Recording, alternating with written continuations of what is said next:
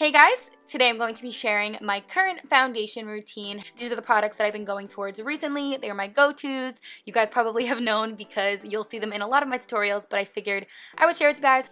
If you're interested on seeing how I get my current full coverage foundation routine, then let's go ahead and hop right on in. Alright, so to get started, I always go ahead and moisturize my skin prior to any type of makeup application. Obviously, it's going to make your skin look better, it's going to feel better, it's going to make the application go on 10 times better, so definitely make sure you're moisturizing. Today, I'm using the Ofra Cosmetics Kim Thai Moisturizer. Absolutely love this. It actually acts as a makeup primer as well, so I pretty much love it.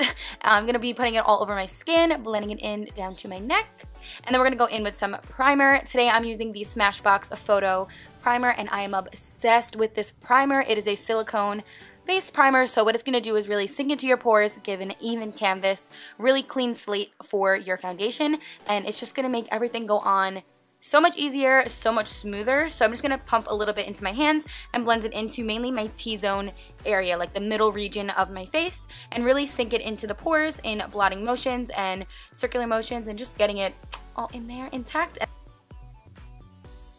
Also, another thing that I love about this primer is that it's going to help mattify the entire makeup look and make your skin look matte, sink into the pores, and do all that good stuff. So as you'll see, I go back in and blot my skin a lot of times just to ensure that it's locking in the pores. And then I'll go in with a damp beauty blender and just kind of pounce right over top of it just to blend the moisturizer with the primer and make sure everything is all in place and ready for foundation. So the foundation I'm going to be using today is the Makeup Forever Ultra HD. I'm going to be using 2 shades and about 2 to 3 pumps of each shade. And I have been using it a ton. If you guys have been watching my videos, and you would know it's literally all I've been using, but it has been my go-to because it's so amazing. I've never tried a foundation that makes my skin look so good for a long period of time, and it just makes it look like so flawless, but it still looks like skin. So I'm going to be mixing both these shades together and using a brush to go ahead and apply it, and then a beauty blender over top. You definitely can get full coverage out of this foundation, or you can make it just light for a light application.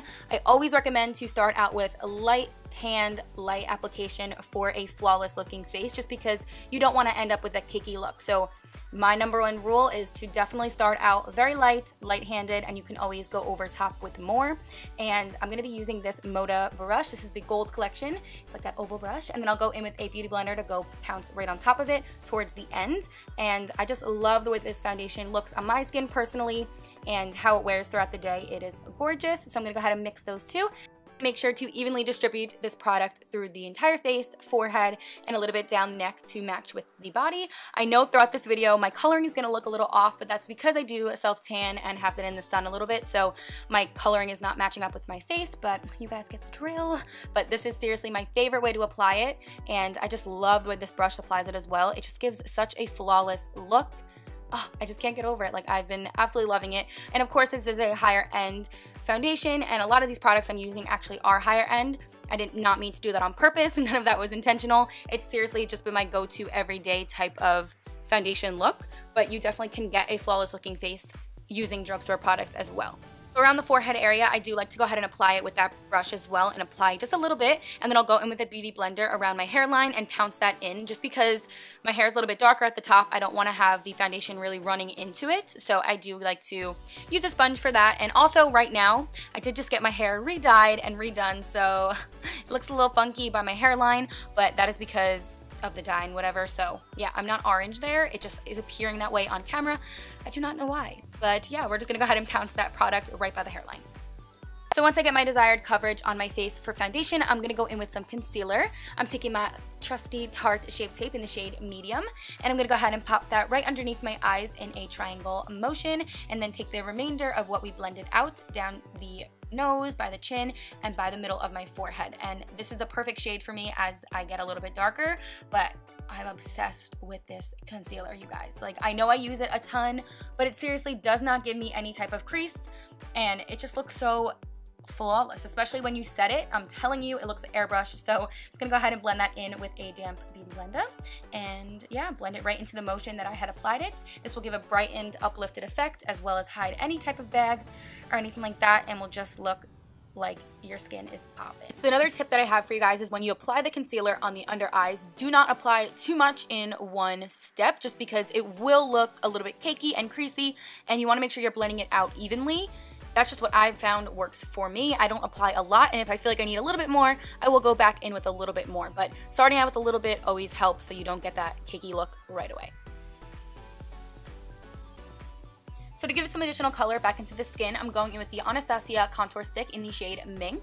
I have been using this a ton, and I generally use this for my nose contour when I just give a little bit more color to my nose, but today I decided to use a beauty blender and just put it on the points of my face that I wanted to add some more color back into, and I'm just going to be pouncing it along the sides of my face, by my cheekbones, my temples, my forehead, a little bit by my jawline, and then again by my nose. And this color is a little bit more ashy, so it really will just give a little bit of that shadow as well as create the color for you, but I don't always use this in this area, and I'm also not contouring fully today. I'm just adding some color back into the skin.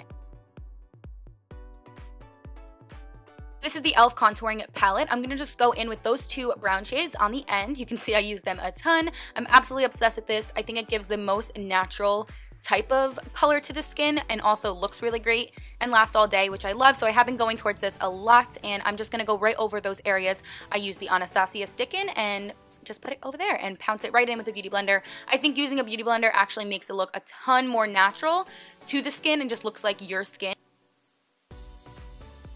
So go ahead and set everything down that we just put on the face. I'm using my favorite Laura Mercier translucent powder, and I know I use this a ton as well as all these products that I'm sharing today, but seriously, it's my go-to ride or die, and I've been absolutely loving it since I've started. So I'm just going to put a little bit of this right underneath my eyes where we put our concealer with that damp beauty blender.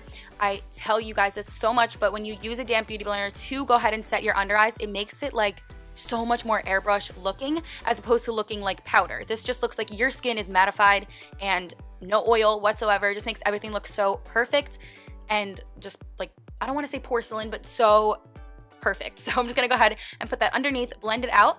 So I do like to just put this Laura Mercier one on the under eyes, a little bit by my forehead and by my chin and like the sides of my nose area, just because that's where I get either a little bit more oily or a little bit more crease-like. So that's where I like to put this one. And then for the remaining section of my face, like underneath my contour and things like that, I'll use my Too Faced Born This Way powder. It's a little bit lighter and finer, and that will also ensure no like oil throughout the day, but it's just a little bit different. So I like to apply that there with a brush. Next up, I'm going to go ahead and take this Too Faced bronzer. This is in the shade Medium. I'm going to go put it right over top of where we put the cream contour slash bronzer. Just because it was cream, I want to make sure that we set it. And so that is how I do my current foundation routine. I'm going to go ahead and apply the rest of my makeup, and I'll be right back. So I just went in and applied some highlight and a little bit of lip oil to my lips, and it definitely is more of a natural look. This is something that I would wear on the everyday. It is more on the fuller coverage side, which I like. So I hope you guys enjoyed this video, maybe found it a little helpful. If you did, go ahead and give it a thumbs up. Subscribe to my channel if you guys are not already, and I will see you guys in my next one. Bye! Mwah.